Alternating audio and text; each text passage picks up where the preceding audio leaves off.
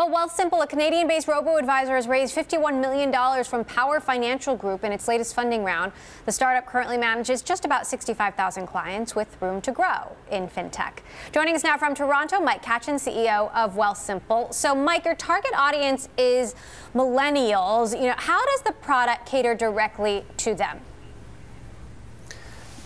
Yeah, so our clientele are typically young professionals that are looking for a different sort of investment service than maybe their parents or grandparents, where historically people were excited about investing based on relationships. Our clients are looking for something that's really easy to use. You can sign up online, download our mobile app, get started in just a couple minutes. And the way we talk about investing, I think, is catered towards a young professional audience, where we're trying to make sense of money, help people achieve their goals long term, with really entertaining stories about other people and celebrities and how they've dealt with money over their lifetime.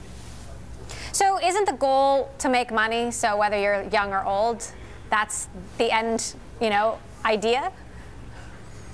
Absolutely. The key for us is thoughtful investing is about building a diversified portfolio and sticking to your plan over time. And I think there's a big fallacy about investing where most people think smart investing is about picking stocks and picking winners.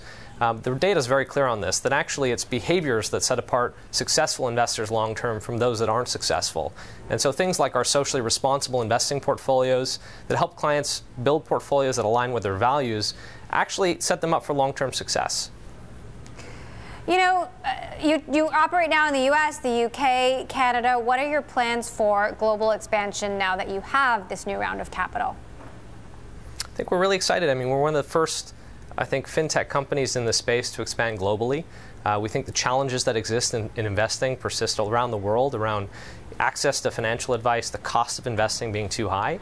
And so we plan to use this capital to continue to grow in each of these three markets of the U.S., Canada, and now the UK as of just 6 months ago. So we're really excited about what that means. I'm curious what you think about the leadership in Canada right now and, the impact it could have on the growth of the tech sector there. Prime Minister Trudeau recently visited San Francisco, hoping to drum up interest. Do you think that the government can make a difference? Absolutely. I think, we're facing a really exciting time for tech in Canada and in Toronto in particular. I think most people don't know Toronto as a real global tech hub, but we added something like 22,000 new technology jobs in 2016 in Toronto, which was more than Silicon Valley and New York combined. So it's pretty amazing to see the boomtown that's happening here in Toronto in technology. And I think Prime Minister Trudeau has been a great brand advocate for what's happening in this sector around the world. We were lucky enough that when we hit $1 billion in assets last year to welcome the Prime Minister to our office to celebrate that that great milestone for a Canadian technology company. I think he's done a really great job going around the world selling our story to other countries. Facebook and Google have offices there, but what about homegrown tech giants? What's your outlook for more $10 billion tech companies out of Canada? Well, we're hoping to build one of those here, and I think there really is a turning point in Canadian tech right now. Where you do start to see homegrown technology companies going public. Shopify would be the great example of the last couple of years. You saw some great funding announcements last year. We hit a record number of funding in Toronto in the technology scene last year with more than $2 billion invested in Toronto technology companies, one of them being Wattpad, which is another great global success story. And I think Wealthsimple is another one that's trying to make a name for itself on the global stage. Operating now in 3 markets in a highly regulated space of financial services. This new $50 million of backing, I think, puts us up there as trying to build one of the great global technology champions right here from Canada.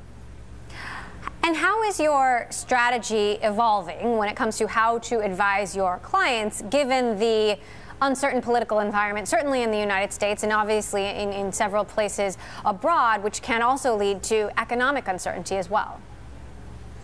The key for us, and I think our clients, is reminding them what smart investing looks like. And smart investing is all about taking a long-term perspective to what markets are going to do and not getting bogged down in the short-term noise of politics and the short-term noise around what the markets might be doing this week or next. The key is over the long term, markets tend up. And if you build a portfolio for the next 10, 20, and 30 years, sticking to that plan is your best bet to be successful. And so that's where we try to focus our clients, even through the volatility of the last few weeks in the market, is making sure that they have a plan and they have the confidence and conviction to stick to it over the long term.